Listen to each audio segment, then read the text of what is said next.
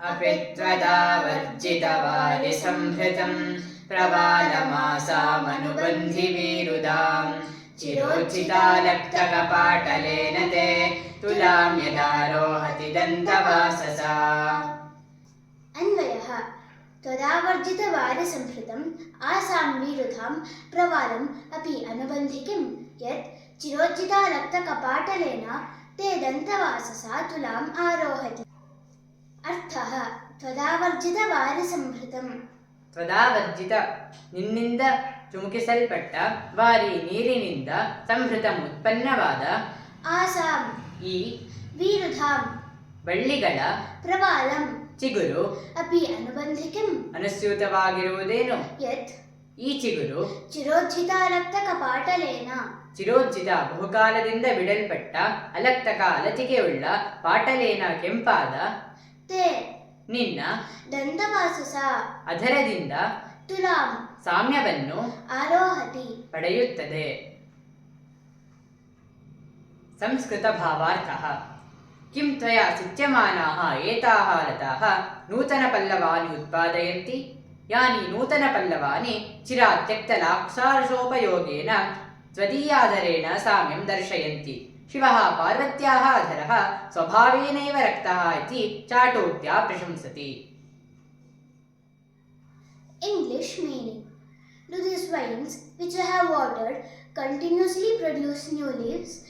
Your lips are as red as these leaves, even though without application of red lac. Shiva praises Parvati for her lips being red by nature. Kannada ತಾತ್ಪರ್ಯ. ನಿನ್ನಿಂದಲೇ ನೀರೆರೆದು ಬೆಳೆಸಿದ ಈ ಬಳ್ಳಿಗಳು ನಿರಂತರವಾಗಿ ಹೊಸ ಎಲೆಗಳನ್ನು ಕೊಡುತ್ತಿವೆಯೇನು? ನಿನ್ನ ತುಟಿಗಳು ಬಹುಕಾಲದಿಂದ ಲಾಕ್ಷಾರಸವನ್ನು ಹಚ್ಚದಿದ್ದರೂ ಕೂಡ ಈ ಎಲೆಗಳಂತೆಯೇ ಕೆಂಪಾಗಿ ಶೋಭಿಸುತ್ತಿವೆ. ಶಿವನು ಪಾರ್ವತಿಯ ತುಟಿಗಳು ಸ್ವಭಾವತಃ ಕೆಂಪಾಗಿಯೇ ಇವೆ ಎಂದು ಹೊಗಳುತ್ತಾನೆ. ವಿಗ್ರಹ ವಾಕ್ಯಂ ತ್ವದಾವರ್ಜಿತ ವಾರಸಂಹೃತಂ. ತ್ವಯಾ ಆವರ್ಜಿತಂ ತ್ವದಾವರ್ಜಿತಂ ತ್ವದಾವರ್ಜಿತಂ ಚ ತತ್ವಾರಿ ಚ ತ್ವದಾವರ್ಜಿತವಾರಿ ತ್ವದಾವರ್ಜಿತವಾರಿಣಾ ಸಂಹೃತಂ ತ್ವದಾವರ್ಜಿತವಾರಿ ಸಂಹೃತಂ. ಅನುಬಂಧಿ ಅನುಬಧ್ನಾತಿ ಇತಿ ಅನುಬಂಧಿ. ಚಿರೋಜ್ಜಿತಾಲಕ್ತಕಪಾಟಲೇನ ಚಿರಂ ಉಜ್ಜಿತಃ ಚಿರೋಜ್ಜಿತಃ ಚಿರೋಜ್ಜಿತಃ ಅಲಕ್ತಕಃ ಯೇನ ತತ್ ಚಿರೋಜ್ಜಿತಾಲಕ್ತಕಂ ಚಿರೋಜ್ಜಿತಾಲಕ್ತಕಂ ಚ ತತ್ ಪಾಟಲಂ ಚ ಚಿರೋಜ್ಜಿತಾಲಕ್ತಕಪಾಟಲಂ ತೇನ ಚಿರೋಜ್ಜಿತಾಲಕ್ತಕಪಾಟಲೇನ. ದಂತವಾಸಸ ದಂತಾನ್ವಸ್ತೆ ಇತಿ ದಂತವಾಸಃ ತೇನ ದಂತವಾಸಸಾ. ಧಾತುಃ ಆರೋಹತಿ ಆರೋಹತಿ ಆರೋಹತಃ ಆರೋಹಂತಿ ಆರೋಹಸಿ ಆರೋಹತಃ ಆರೋಹತ ಆರೋಹಾಮಿ ಆರೋಹಾವಹ ಆರೋಹಾಮಃ.